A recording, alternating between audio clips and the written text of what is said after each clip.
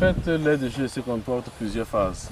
D'abord, vous voyez que les caniveaux périphériques de l'aire de jeu sont à 98%. Et maintenant, ici, vous allez voir que nous avons une couche de gravier sur notre aire de jeu. En tout cas, c'est une caractéristique essentielle de notre aire de jeu qui la distingue de tous les autres. Et pour faire la séparation entre les éléments gros et fins, nous avons mis ici, ce que vous voyez en noir là, c'est du jeu textile, sur lequel nous posons ici une couche de gravier. Après cette couche de gravier, nous aurons une couche de terre végétale et c'est la dernière phase pour recevoir le gazon. Pour recevoir le gazon ici, nous avons il faut 2 semaines. Dans le temps de finir ici l'étalage de la couche de sable et de la terre végétale.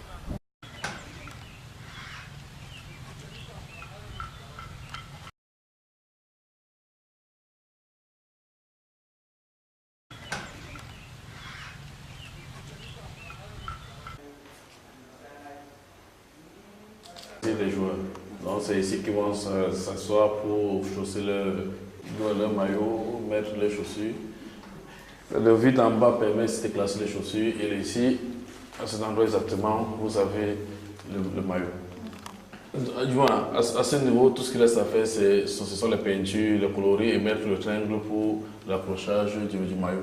Okay. Nous avons également besoin ici du gris céramique antidérapant au niveau des vestiaires. Mais sinon, le réseau d'alimentation, comme vous allez le voir un peu là devant, est déjà prêt.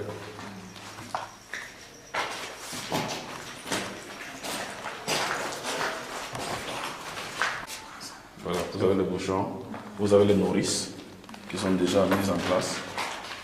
Le réseau d'alimentation, non, comme vous voyez en rouge comme ça, c'est eau chaude, en bleu, eau froide. Ce que ça fait ici en termes de plomberie, c'est de tester le réseau. Donc on fait une pompe à épreuve, on injecte de l'eau sous pression pour détecter d'éventuelles fuites et corriger.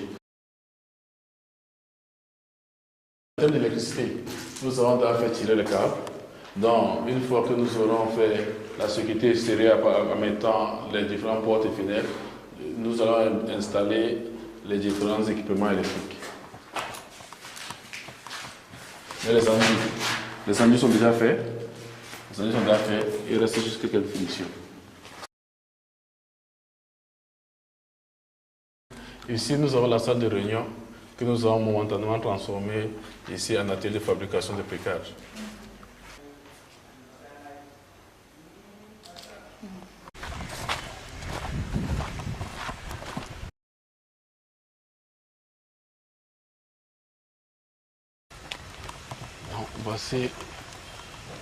Voici nos gradins.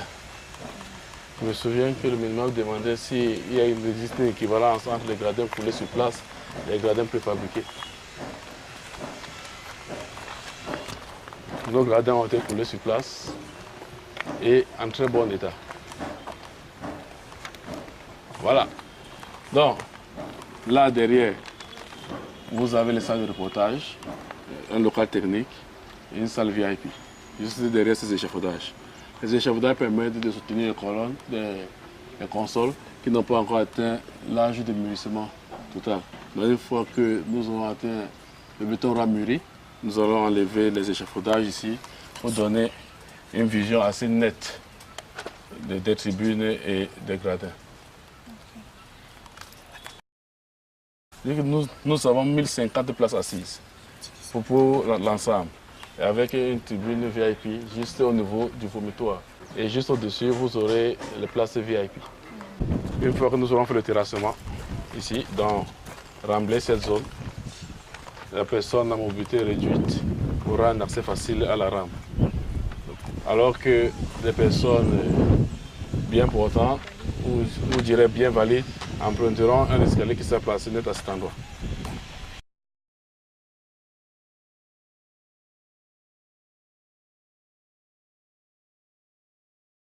Juste en face de nous, nous avons le bâtiment annexe, un espace boutique, le poste de police. Vous avez également ici un restaurant et ensuite une infirmerie qui permettra de prendre les joueurs en charge au moins pour les premiers soins. Et ce qui est en construction, c'est le dernier élément que nous avons construit, le local technique. Donc dans ce local, on aura les groupes électrogènes, les panneaux solaires, etc. pour la maintenance du site.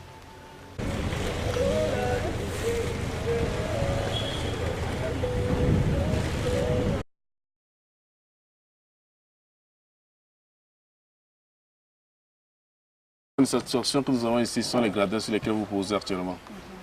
Ça a été un peu difficile depuis la base. Nous avons collé d'énormes volumes de béton dans le froid. Nous avons travaillé 24 heures sur 24 pendant plusieurs mois d'affilée pour sortir du sol. Et maintenant, à voir les consoles être coulées, nous avons donc espoir que notre ouvrage est en voie de finalisation, puisque là nous restons juste la toiture et les peintures.